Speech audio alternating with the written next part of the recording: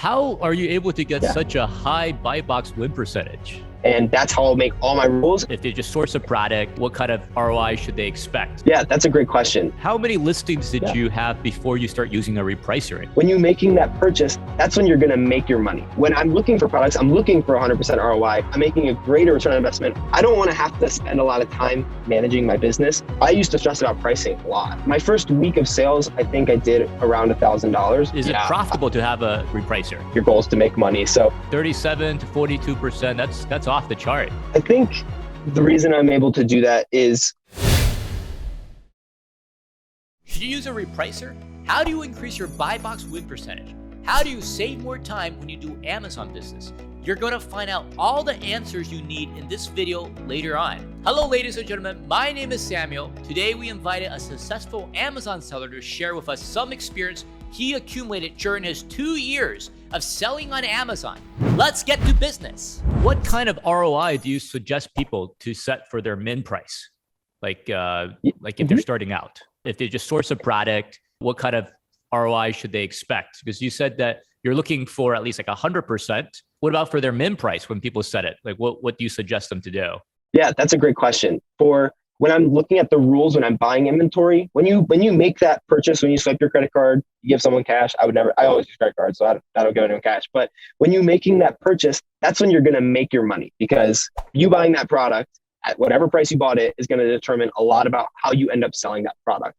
And when I'm looking for products, I'm looking for 100% ROI, but they normally fall within the 50 to 100% range.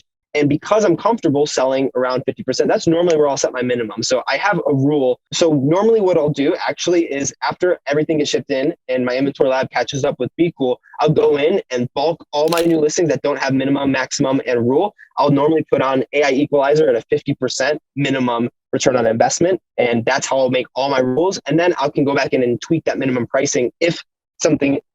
I can go back in and first tweak the rule to be a little bit more aggressive if it's not selling, to a booster or a maximizer for the sales.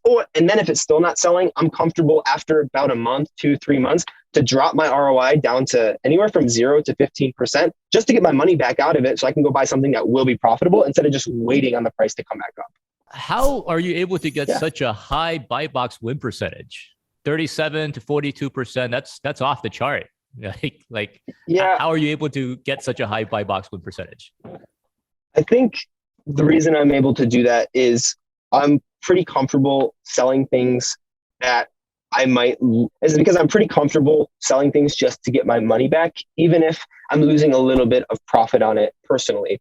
That just comes down to the fact that I want to flip through products faster, because the longer I have to sit on a product, the longer I'm missing out on opportunity cost. And the main way that I like to think about that is normally if I ship something into Amazon, in about a month, I can get my money back out of that product, because it takes a while for Amazon to process everything, for the sale, to get your reserve balance to come through. And so that's 1 month from when I ship something in. If I wait an extra month, so if I sell something and I make 50% on it, but I could have waited maybe an extra month and made 60 to 65% on it, then that 15% isn't really worth it for me, because in that next month, I'll have already bought another product at 50% and sold it at 50%. Even though I'm making less ROI on each product, I'm making a greater return on investment overall, because I'm flipping the inventory over faster and faster.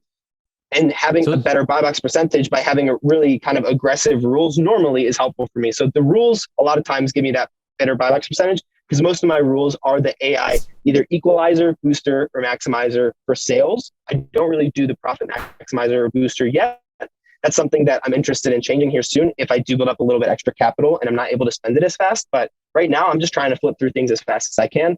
And I've been more than happy with how it's been. So your strategy is to get as much turnover as you can. And like you said, it makes much more sense. If you keep turning over the product, you're getting a return for that product instead of having to keep it longer for longer than a month.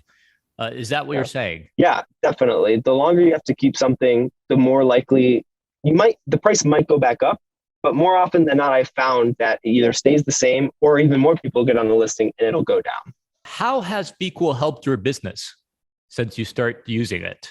Yeah, for sure. I think the main way that BQool has helped me with my business goes back to what we were first talking about why I got into Amazon, and it was to buy back my time. I don't want to have to spend a lot of time managing my business. And I was really frustrated with the repricer that I had initially because it would just race to the bottom. And I would constantly be having to worry about my pricing because I was worried that my price would always just drop to the bottom. And I was losing out on a lot of profit because of that. But not only I was losing out on profit, I was having to spend more time in my business worrying about managing my pricing. And so finding BQool is really helpful because I now have rules that I can just kind of set and forget about it. And I've actually recently also started auto setting all of my rules, so I don't even have to touch it once my inventory gets shipped in. BQool will just automatically create a minimum, maximum, and rule based on things that I preset in the software. So I don't worry about my pricing almost at all unless I have really old products that I just need to get rid of. And so it's made it so that I only really have to work my business about 10 to 15 hours every week, and oftentimes not even that much, so that I could focus on living in the van and enjoying my life, as well as my YouTube channel, which are the main things that I got Amazon to do. So it's been really helpful with that. So how much time do you think it saved you? That's hard because I've been with it now for a while. So I haven't really thought about not having it. I think in terms of stress level, it saved me so much because I used to stress about pricing a lot. I would always be worried that I would send something in because it was so much harder to set minimum and maximum prices and everything. And you couldn't really set it based on product unless you made a specific rule for every single product on the old repricer that I had. I was so worried that everything would just race to the bottom, especially if I found a product that had a great ROI, but maybe there were some FBM sellers who were a little bit lower on the prices. Even though the FBA seller always had the buy box, it would kind of race to the bottom no matter what. And so not having to worry about that at all, because I have those minimum prices, has made my life really easy, and it's made sure that I've made more money on every item. So in terms of hours, it's hard to say, but I'd probably say at least 3 to 5 every week. And in terms of stress, probably closer to 5 to 10. Why did you start using BQool? Like, what did you use before, and then why did you start using BQool?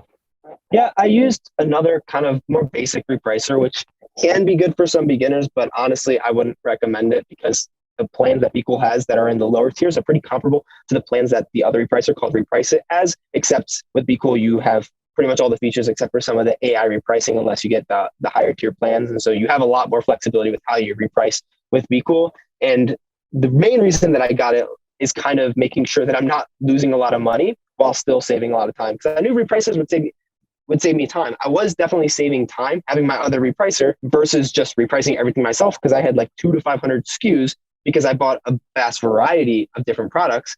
But now I don't have to worry about adding a lot of extra time, and I can make sure I'm making more money because I have those minimums set on every single product based on my purchase price. I think one of the big factors for me as well in choosing BQool was the fact that it had an Inventory Lab integration, because Inventory Lab is such a good tool when I'm buying stuff as well as listing it, and then to not have to worry about putting a price into another software and have it just kind of commingle itself was so nice for me. For you though, like how many listings did you have before you start using a repricer in general? And what you recommend for the audience? Yeah, I think I started pretty fast. My first week of sales, I think I did around $1,000, maybe $500 to $700. And that was selling probably about 20 to 40% of what I just shipped in. And I was like, okay, this is viable. I want to leave my job really fast. So I kind of went all in. And so within the first 2 weeks, I had pretty much all the softwares built out that I really needed. But I also had sent in probably 3 or 4 shipments at that point and had close to 100 to 100 and had close to 100 to 150 SKUs. I would say if you're new, I would get the repricer when you feel like it's taking either too much of your time to reprice everything, or if you have a little bit of extra money and you don't want to have to spend that time, I would definitely do that. And so those are kind of the 2 areas that I would recommend getting the repricer. I don't necessarily have a specific SKU limit, but geez, anything over 30 to 40, I would think you probably want a repricer because you're probably missing out on some profits at that point. Has the repricer, like the investment you put in the right repricer, has it come back? Like, is it profitable to have a repricer? Yeah, I would say for me, already having a catalog on Amazon when I got BQool, the first day that I put it on, the first week that I put it on and started doing those AI repricing rules, I sold out a lot of older inventory that wasn't selling before because of how it was tweaking a lot of the listings to make sure that I got those sales. So even just selling that old dead inventory probably paid for a couple months of BQool right in those first couple of weeks. And then now making sure that I am getting those higher prices because I can have specific rules for each listing that are based on the price that I paid for the item and the minimum and maximums that I set. I'd say that the repricer definitely does pay for itself. Personally, I wouldn't recommend anything that I didn't think would pay for itself when you're running a business, because your goal is to make money. So having BQool and me recommending BQool, I think, is a testament that I definitely think that it pays for itself. And if it doesn't, then you shouldn't have it, because you're probably not ready to have a repricer because you're not selling enough at that point. What other tools do you use that you recommend people to use as well? Yeah, if you're doing more of a retail side of things, one of the physical tools would probably be a scanner. I think I have one here. I keep mine right in the front of my van since I'm always traveling. That way, if I'm ever going into a store, I can grab it. So having just a Bluetooth scanner, any Bluetooth scanner, is super helpful. And then the other softwares that I have that we've already talked about, BQool, Inventory Lab, I use their app as well to source everything.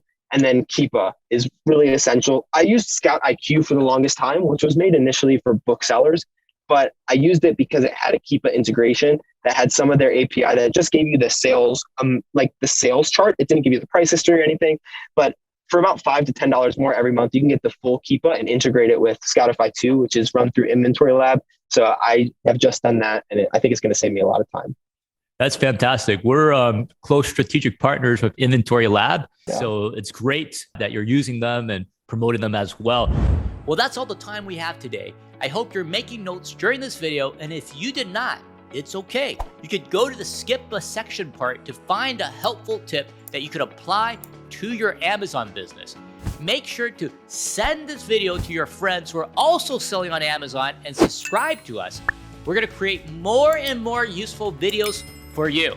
If you want more selling tips, check out these other videos. That's going to really help you. See you later.